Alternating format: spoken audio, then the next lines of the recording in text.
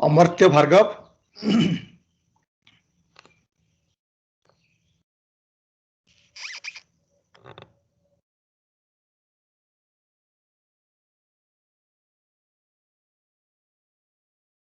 Amartya.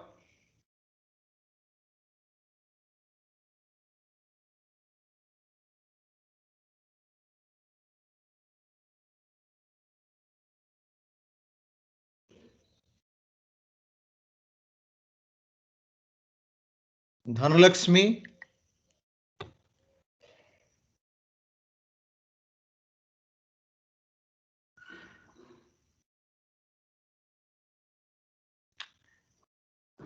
Utkarsh.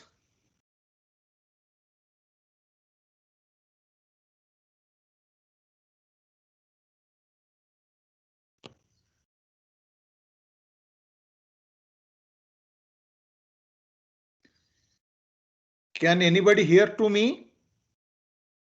Yes, sir. Yes, sir. So slides are visible. Yes, sir. It's full screen now. Yes, sir. Okay, we'll start.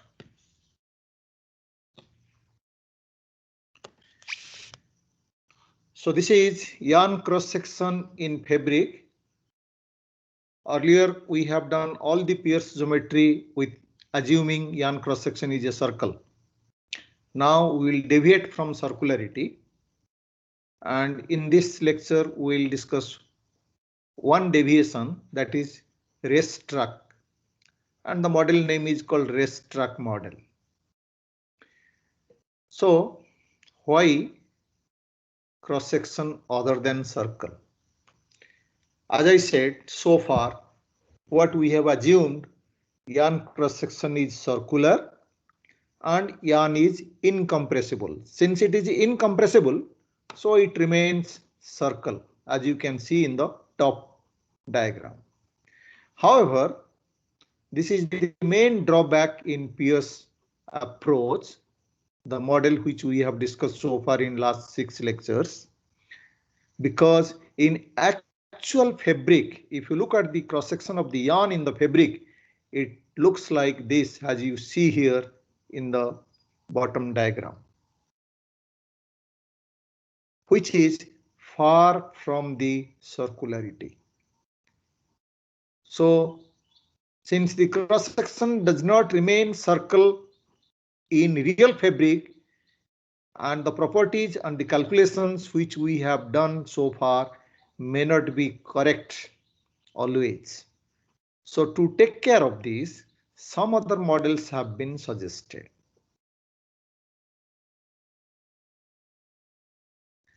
So the cross section as shown above is no way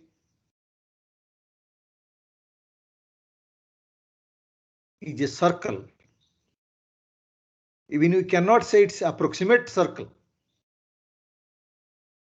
and it gets flattened. The reason for being flattened is, first,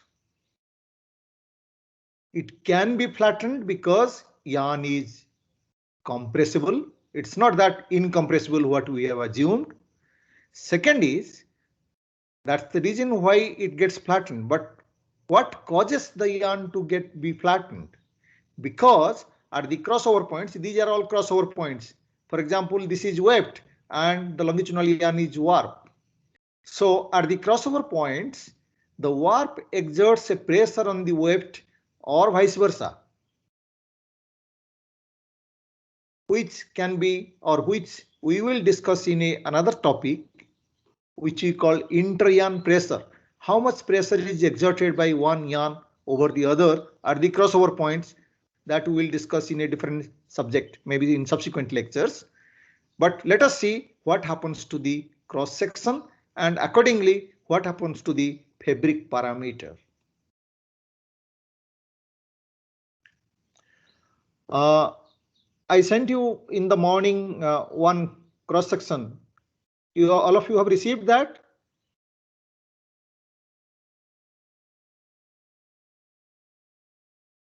Anybody? Can anybody reply? Yes, sir. Yes, sir. Yes, sir. Because that is important. I told everybody. I don't know whether you people check email or not. But anyway, so what is written here is yarn deformation in binding point. Binding point is nothing but this point. Why it is called binding point? Just remember this statement, which is very useful. Woven structures are formed because of inter-yarn friction. There is a frictional force between the yarn, and this frictional force is nothing but a force of adhesion. Adhesion force is a frictional force, is a mechanical force between two yarns at the crossover points, which causes structural stability to the fabric. That's why it is called a binding point. There is no adhesive or there is no welding, there is no fusion at this point. It is simply because of inter-yarn friction, which results a force of adhesion. We call it a binding force at the crossover points that causes the fabric structure stable. That's the principle of fabric formation in weaving. So yarn gets flattened to, originally yarn cross section assumed to be circle. It gets flattened to a racetrack or an ellipse or a rugby football track shape, rugby football shape, which is, it's called, the name of the model is called lenticular model. It's a shape of lentil. It's a shape of ellipse. It's a shape of racetrack. This racetrack model was suggested by Professor Kemp. So today we will discuss this model. And this is actual cross section of yarn, experimental. Take out a yarn from the fabric, cut it cross section, examine it on microscope, you will find the cross section is like this. Obviously, it's not a circle, it is flattened and ideal shape for geometrical calculation, for mathematical simplicity. Here in this model assumed to be a racetrack.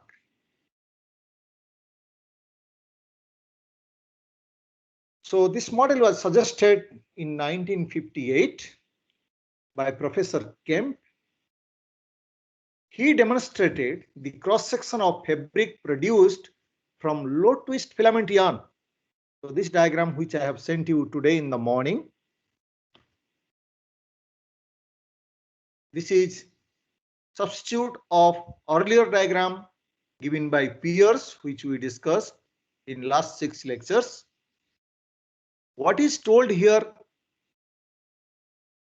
even a highly twisted yarn show large deviation from circularity.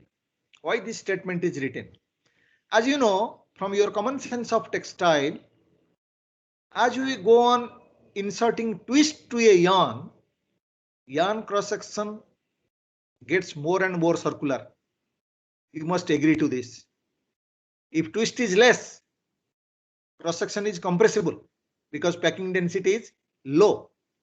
As you go on increasing twist, packing density become high, yarn become more stiffer, cross section becomes more circular. But what it is written here is even highly twisted yarn show large deviation from circularity. The cross section may be circular before weaving, but never it could be incompressible. It is even then compressible. That means it gets compressed, the circle changes to some other shape.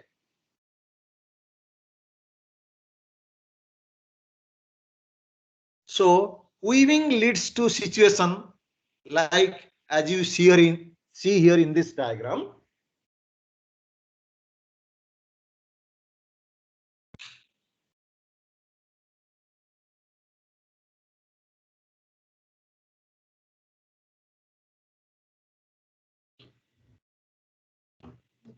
This arrow shows system of forces acting between the threads. So this is a cross section of fabric in weft direction. Sorry, in warp direction. This is warp yarn. This is weft yarn. Or if it is in other way also, the diagram will remain same. So this yarn puts a pressure over the cross yarn. It's called system force. So system force acting between the threads after weaving, and it is this system force that produces the crimp in the thread. You know what is crimp. So this is how the yarn gets crimped during weaving. So why crimp is inserted? Because there is a system force at crossover points. And how much crimp will be there in the fabric, in the yarn of the fabric, it depends how much is the force and how much the yarn will get bent.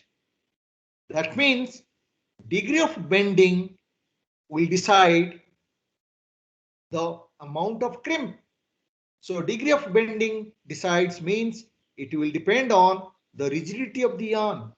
And as you know, bending rigidity of yarn will depend on what is the diameter of yarn, which is nothing but the count of yarn, as well as the packing density of the yarn, and all other properties which contributes to bending, which we will discuss afterwards. But at this point, remember, this yarn bends and which causes the cross section to be flattened because of the system force as shown here.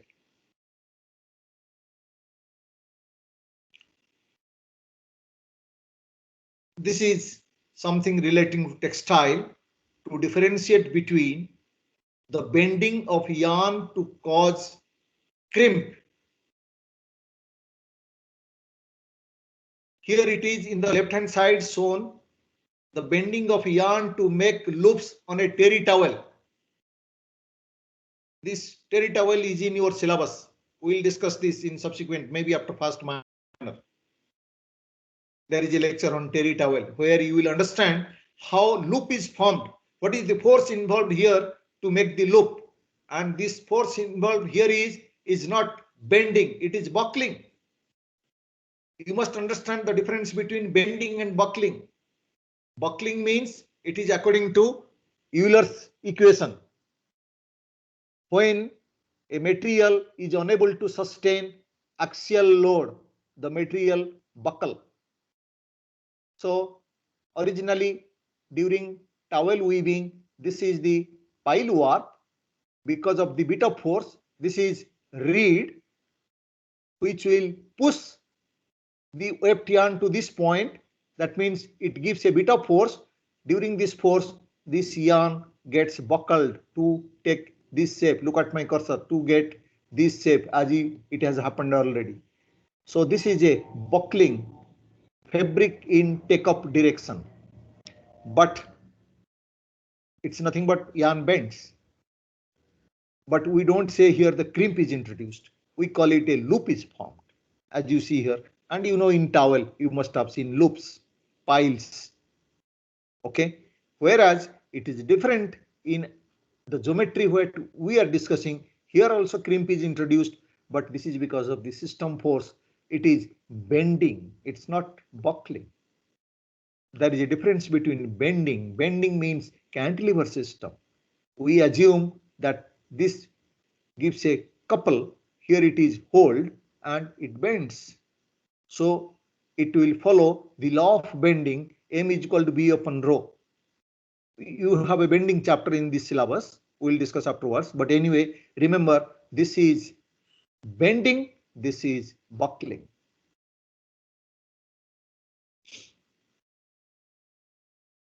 So alternative cross section could be an ellipse or could be a racetrack shape.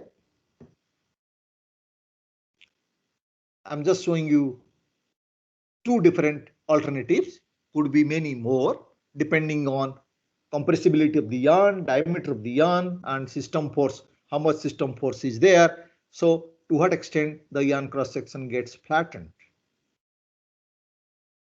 And in actual fabric, the ideal geometry of this cross section looks like this. If you take cross section of the fabric, the yarn cross section, if it is circular, is first figure. If it is racetrack, second figure. If it is elliptical, the third figure. So the change in cross section shape changes. Aspect ratio. Aspect ratio I have already given you in all the groups, one numerical. Major axis over minor axis. So in circle, this is 1 because every axis, the diameter is same. Here, this is major axis, this is minor axis. Here, this is, in ellipse, in geometry. So if major axis is A, minor axis is B, so A upon B. So this change in shape changes the aspect ratio, leads to different packing. I'm introducing another term, packing.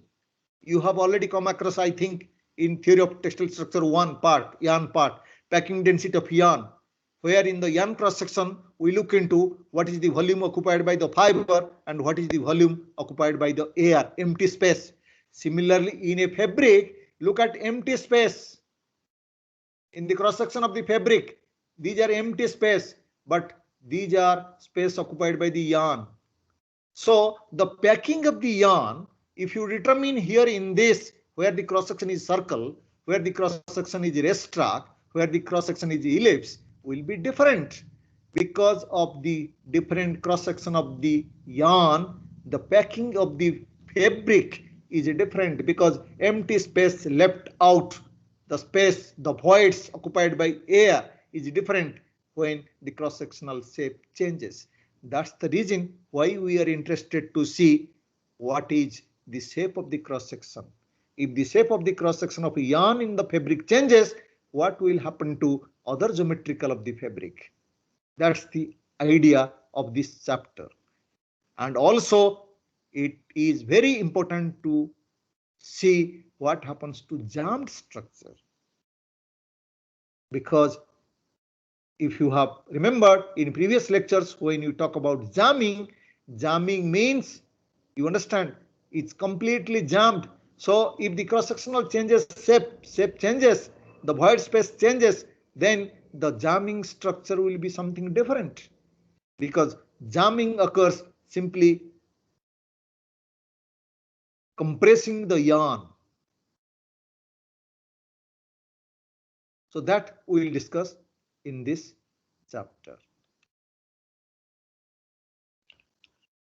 So what decides the cross-section shape?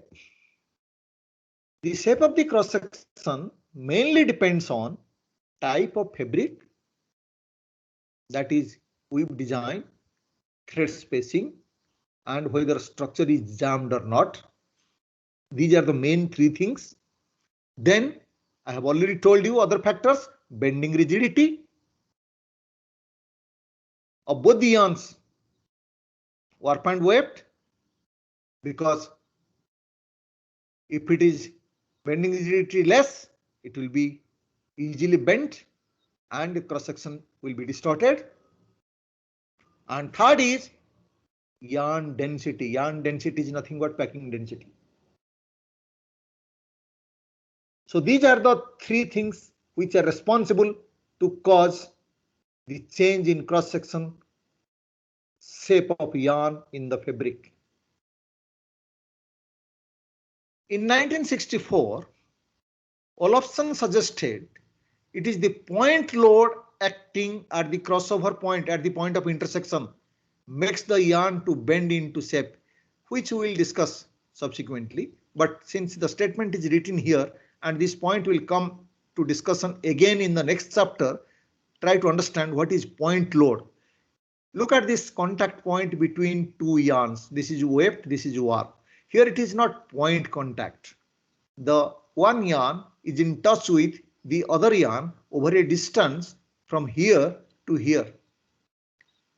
If the cross section of this yarn will be circle, if the cross section of this yarn is a completely circle, then this yarn will touch this yarn only at one point. As you know, one circle can touch to another circle only at one point where we draw a tangent.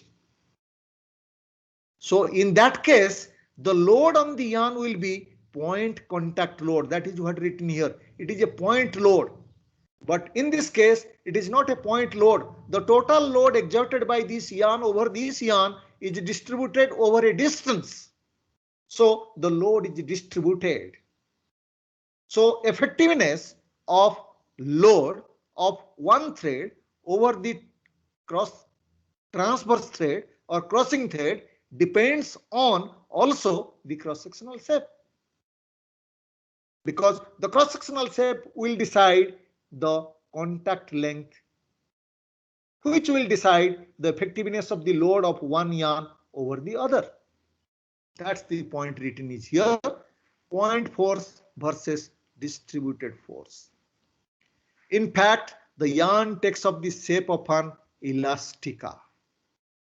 This is another term introduced here to understand, which again we'll discuss subsequent chapters. What is written here is the yarn takes up the shape of an elastica. What is elastica? In mechanics, there is a theory called elastica theory. It is a theory of mechanics of solids material developed by Leonhard Euler that allows for very large scale elastic deflection of structures and which is used for study of buckling. I have already told you Euler's equation. You must have gone through this in mechanics. Euler's equation, where we determine critical pressure, critical force 4 pi r square upon L square. You know, that is, which we'll discuss subsequently also. Euler's equation, which causes buckling. I have already told you how buckling occurs in case of terry towel weaving. So this point is fixed. Load is applied here, then it buckles. So in Euler's equation, what you find? What is the load? Means critical load at which the material will start buckling. Means when this material becomes unable to sustain these axial load, then the material bends. So it's not called bending, it is buckling. Bending is something different. I have already told you, cantilever bending or 3-point bending or 4-point bending. So certain situation can be solved exactly by elliptic function. But we are discussing only Weierstrass model. I will subsequently give you reason why elliptical model is not being considered, because the mathematics becomes very, very complex. But to some extent, we will discuss elliptical model also in rigid thread model, which will be the next chapter of your course. So what is elastica shape is written here. You know, elastica shape means, I will give you a practical example. If you must have come across a situation when a flexible pipe, water pipe, when you just open the tap, once the water flows through the pipe at a high pressure, other end of the pipe is opened, not hold, then the pipe moves like a snake, depending on what is the space available to this pipe, to the pipe. So yarn is just like that. That's the elastica shape. The shape will depend on exactly in the similar way as I said, and this theory is developed to predict what will be the passage of yarn in the fabric based on Elastica model, which we will discuss again in rigid thread model.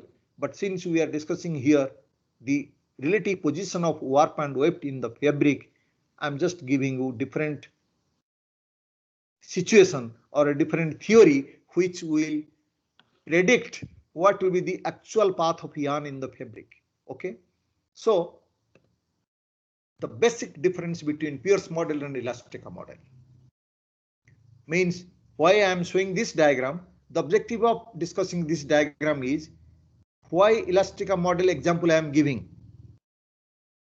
So far we are discussing with Pierce model. Look at this diagram. You are very much acquainted with this diagram. The shape of these two yarns depends on what will be the position of these yarn. Once the position of these yarn changes, means it goes up or down, closer or distant, this angle theta changes. Look at, if this goes up, the angle theta will increase. If it goes down, down, then this angle theta will decrease. So if you plot a graph between this angle theta with h upon p, h is vertical distance, p is horizontal distance. So if you take in x-axis h upon p, y-axis angle theta, and according to Pierce model, the curve goes here.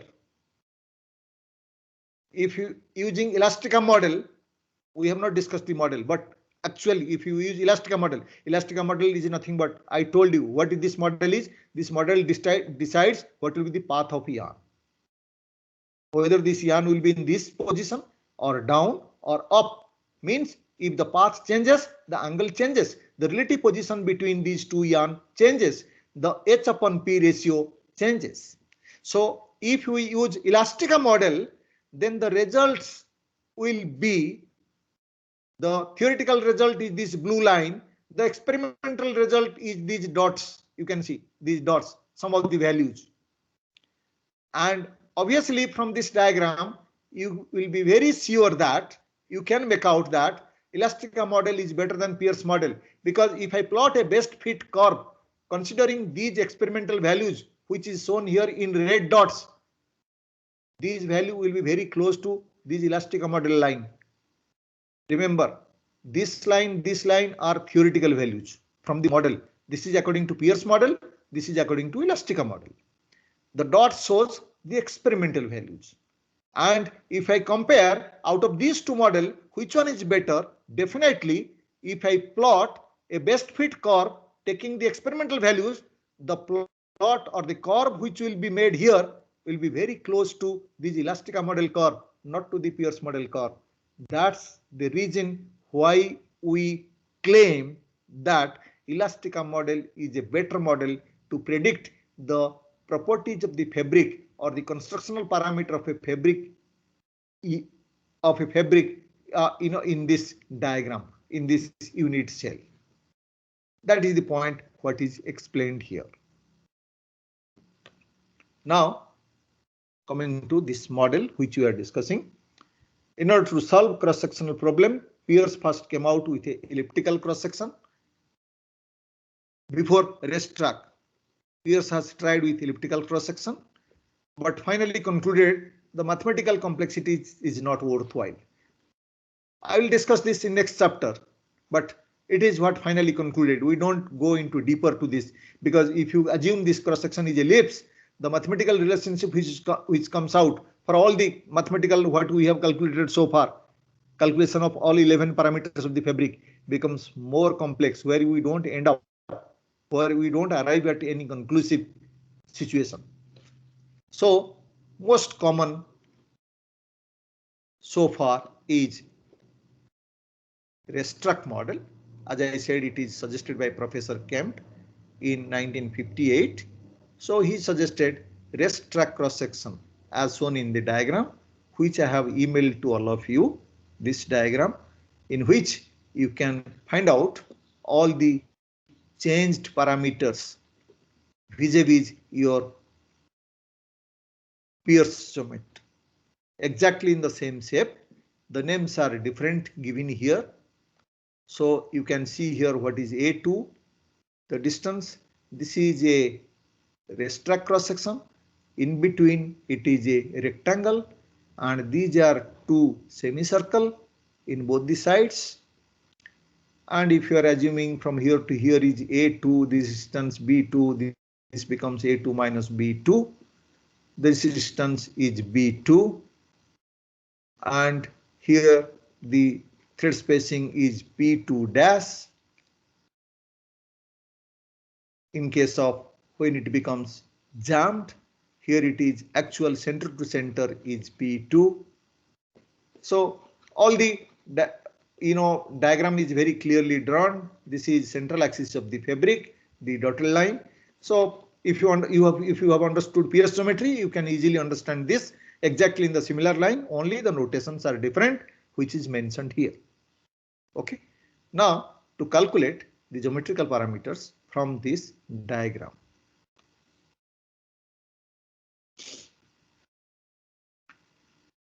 So what we are assuming, let A and B are the maximum and minimum diameters. As I said, major axis and minor axis. We call it maximum and minimum diameter. A and B. If it is warp, A1, B1. If it is weft, A2, B2. Let us define reduced parameters. From the diagram itself, you can very easily see from simple geometry, P2 dash will be P2 minus A2 minus B2. You can see it's very simple. There is nothing to worry about this. L1 dash from here to here will be L1, means from here to here, L1 minus A2 minus B2. Similarly, once you know L1 dash P2 dash, you can find out C2 dash because C is equal to L minus P over P. So you can calculate C1 dash, that is written here.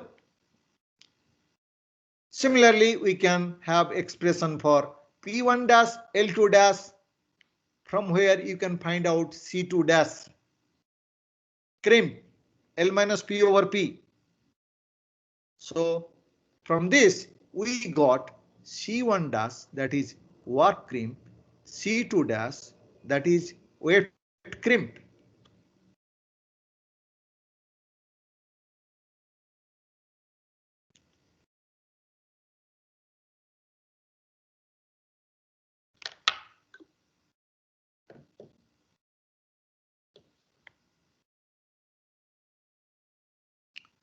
So I am changing the slide.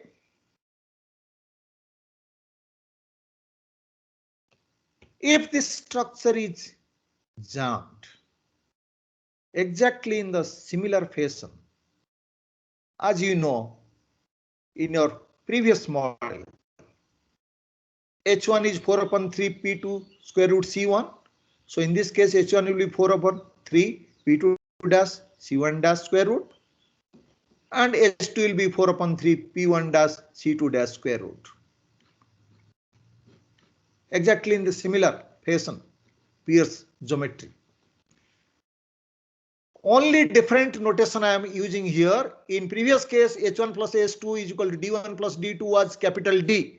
In this case, we are using capital B. H1 plus H2 is equal to B1 plus B2 is equal to capital B. Remember B1, P2, B is this minor axis or minimum diameter. So capital B is equal to B1 plus B2, which is H1 plus H2. I have already used this in one of the numerical. I have already given this in all the groups. Flattening coefficient B upon D, which is nothing but here the same thing. This capital B is B1 plus B2. D is, if the cross section is circle, D1 plus D2, capital D. So B upon D is flattening coefficient or flattening factor. So exactly it is the same thing. H1 plus H2 is equal to B. B is B1 plus B2. And you already know what is the condition of jamming. If warp jams, this is H2. If weft jams, H1. In Pierce geometry, it was d square minus p2 dash square root. Here it is, we have substituted only b in place of d. And if both work point wave will jam, so h1 plus h2, this plus this, which is nothing but equal to capital B.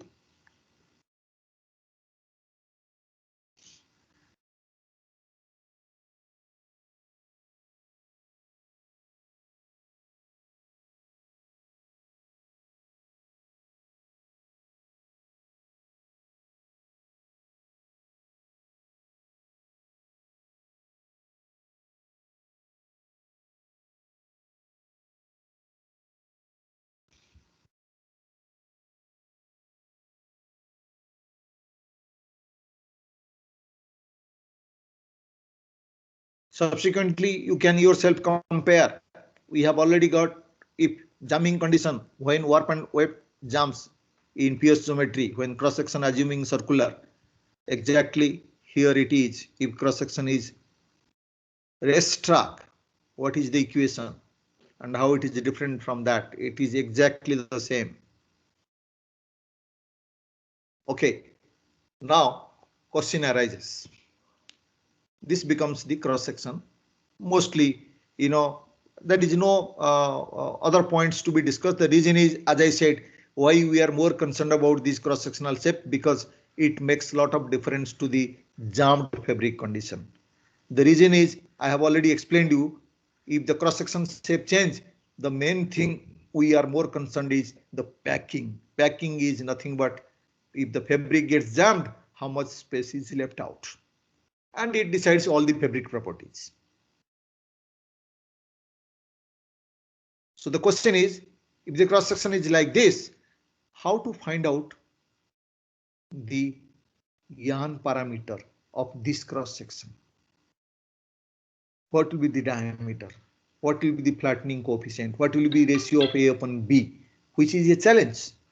So a method is suggested here to find out the diameter of Yohn in such cases. And the diameter here is major and minor, A and B. And a very simple fundamental technique is suggested here to find out these minor and major diameter. Let us understand what this fundamental is.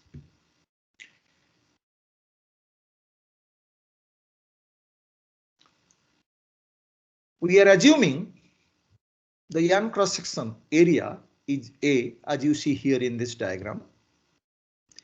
Consider the length of Yohn is 1000 meter, that is 10 to the power 5 centimeter.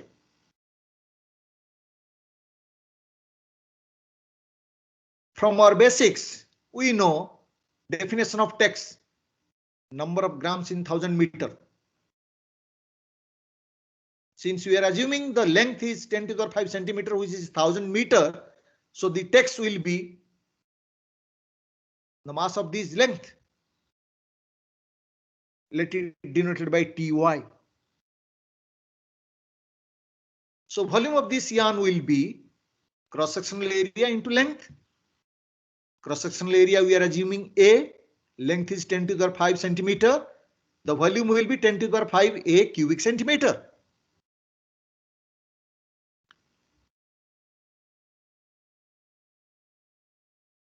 You must have come across in yarn part of theory structure. We define a term called packing density of yarn. It is nothing but volume occupied by fiber divided by volume of the yarn. And it is denoted by symbol this phi.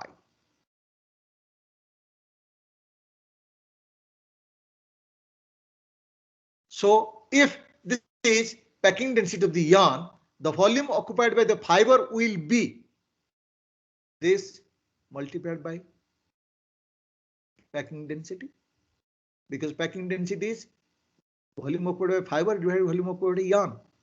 So volume occupied by fiber will be this volume multiplied by the packing.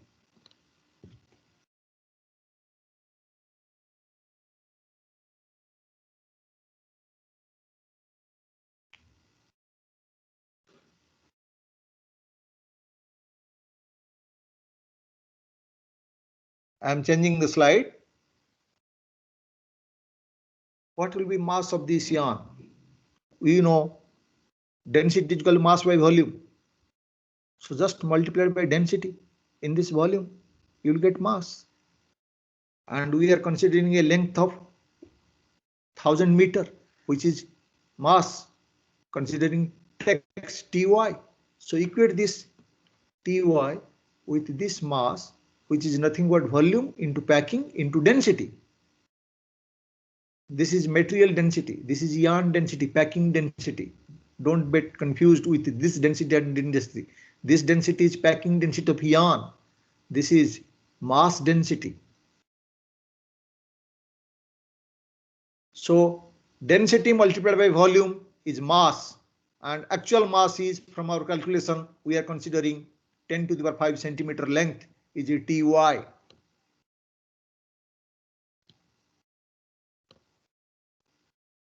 So this is equal to this.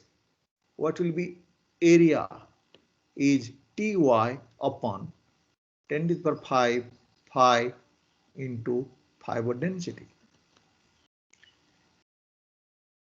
This is the area here, yarn cross-sectional area, based on textile fundamentals of text, that is mass and density calculation.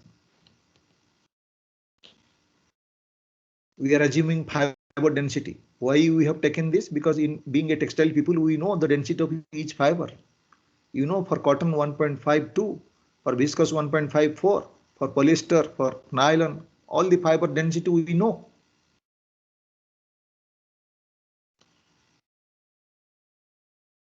And area of racetrack is this. Look at this. Area of racetrack, this plus these two. This can be equated with this area. So this is equal to this, from where you will find AB minus this is equal to Ty 10 to the power 5 phi and fiber density.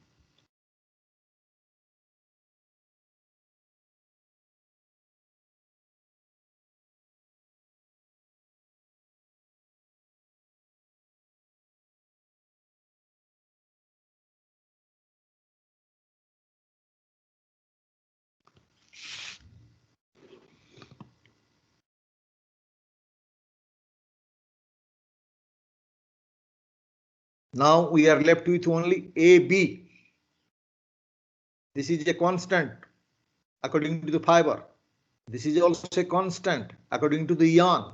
Packing density of a different yarn are different, depends on spinning technology.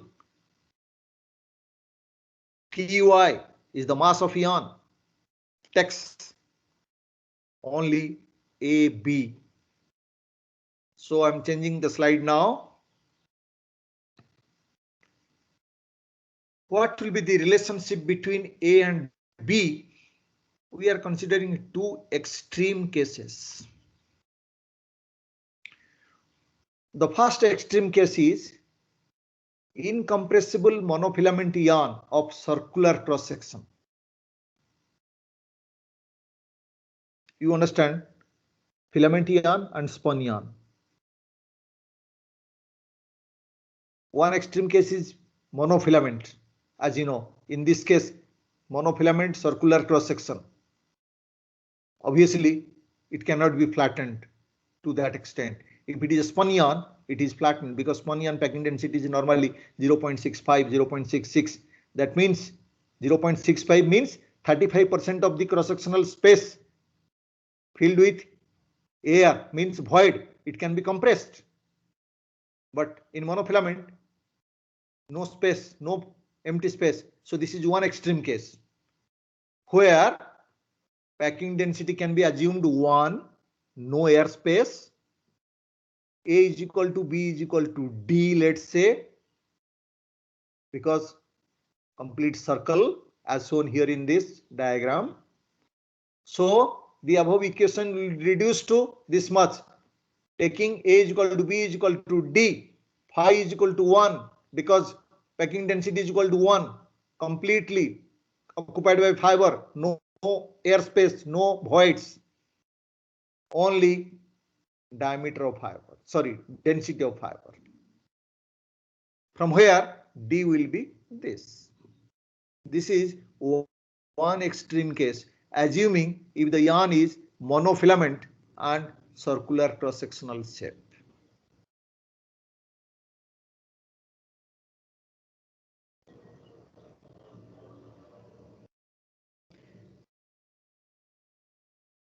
The other extreme case could be if this yarn, instead of being a monofilament, if it is a low twisted multifilament yarn. Very low twisted means it can be, as twist will be less, it will be more flattened and more flattened. So other extreme case, if it is a low twisted multifilament yarn, in this case major dia will be approximately equal to yarn spacing. If it gets flattened, look at the spacing, means this end touches to this end. So in such cases, A2 will be approximately equal to P2. This A2 becomes equal to P2 only when this gets flattened and one tip touches to the other tip approximately. This is the geometrical condition of other extreme case when we consider the fabric is made up of a low twisted multifilament yarn, where the cross section of yarn gets flattened to maximum extent, in which A2 becomes approximately equal to P2. Then substitute this value, you will get the equation in this form.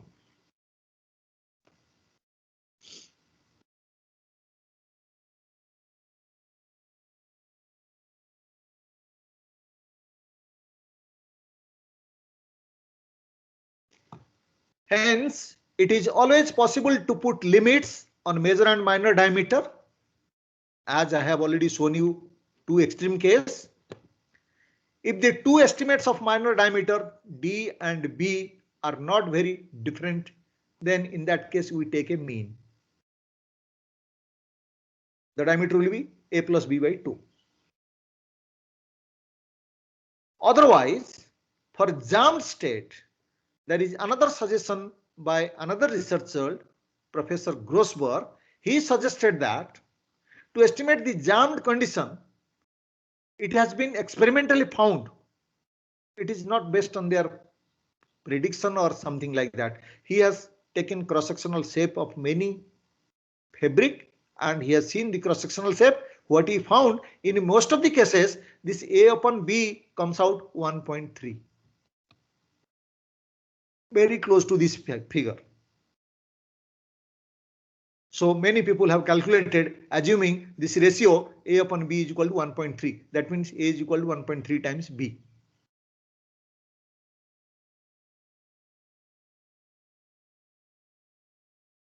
So now you have four different cases. First case, extreme monofilament circular. Second case, maximum flattened, where A2 is equal to P2. Third, if two are in extreme, take the mean A plus B by 2, D. Fourth, most practical example, because Grossberg has taken cross-section of different fabrics. He found even if the jammed condition, this ratio comes out to be A upon B is equal to 1.3. If a numerical problem will be given to you, this condition will be given to you. What you have to assume, whether you will take A upon B is equal to 1.3 or take the mean or use this condition or use the previous condition.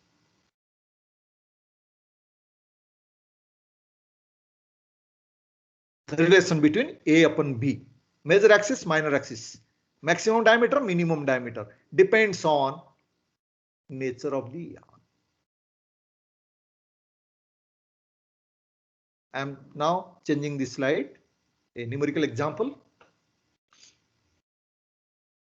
Note down.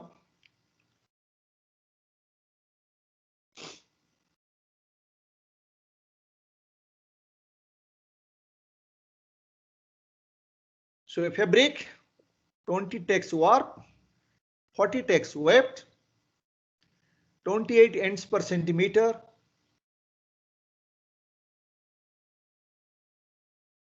that is N1. Calculate maximum picks per centimeter of this cloth.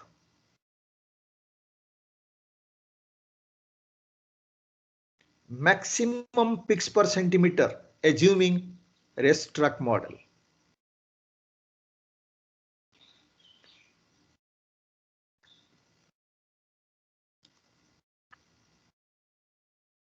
Also given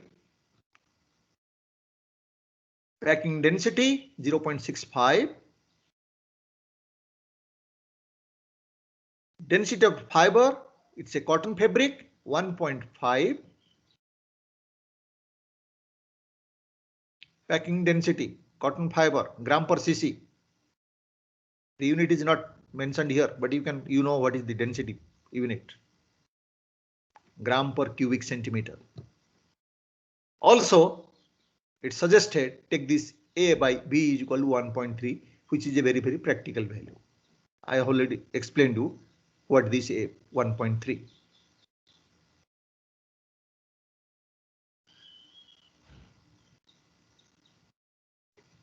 Since it is a jammed fabric, you know this condition. If the fabric is jammed, this equation holds good.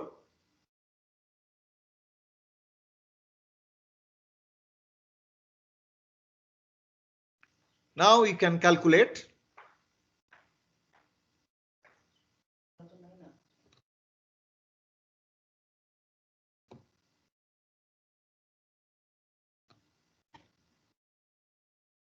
So for warp, just substitute A upon B is equal to 1.3. You will get this. A is equal to 1.3 times B. You will get this 1.3 times B. So B, if it is warp, B becomes B1, 1.3 B1 square.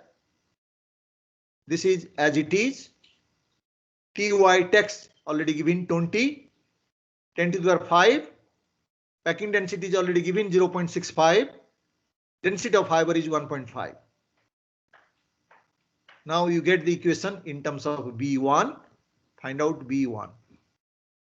B1 is 0.01375.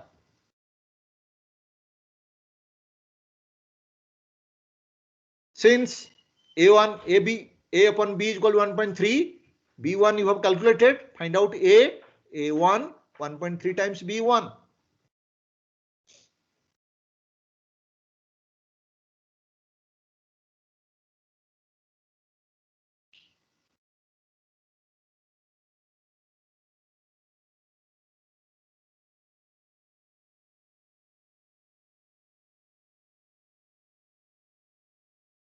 Similarly for weft,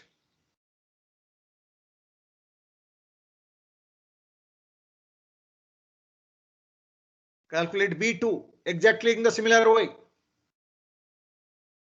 AB ratio is given 1.3. Calculate A2. So you know A1 B1 here, you know B2 A2 here. N1 is given in the question 28, so P1 will be 1 upon N1.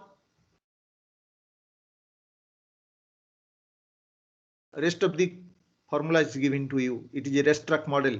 P1 dash is equal to P1 minus A1 minus B1. Since you know B1, B2, you can calculate capital B. Capital B is equal to B1 plus B2.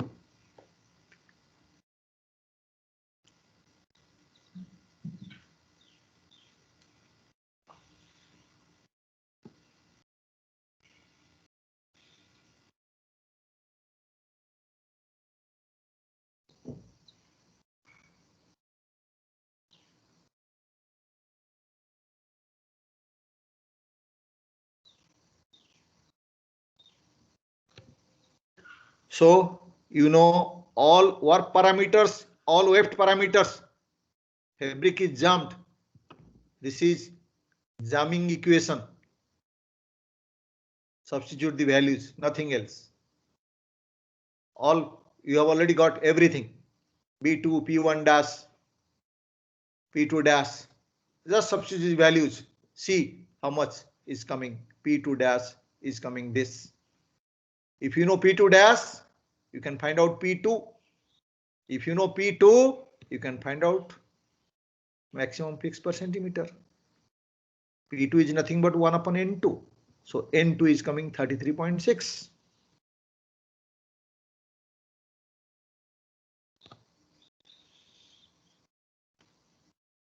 So question was asked maximum pix per centimeter. Pix is N2. N2 is nothing but 1 upon P2 or P2 is 1 upon N2. That is one and the same thing.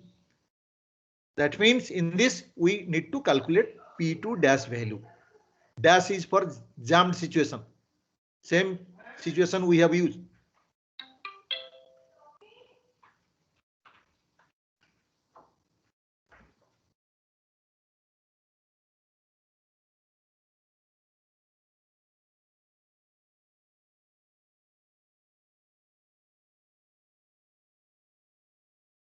Only one equation. Jamming conditions. So using this equation, if you find what is P2 dash, from where you can find P2. Once you know P2, you can find out N2, 1 upon P2. Here it is 33.6. That is how you can calculate what is maximum pix per centimeter, which can be inserted to make this fabric. So that's all for today. We'll meet again tomorrow morning. You can log out.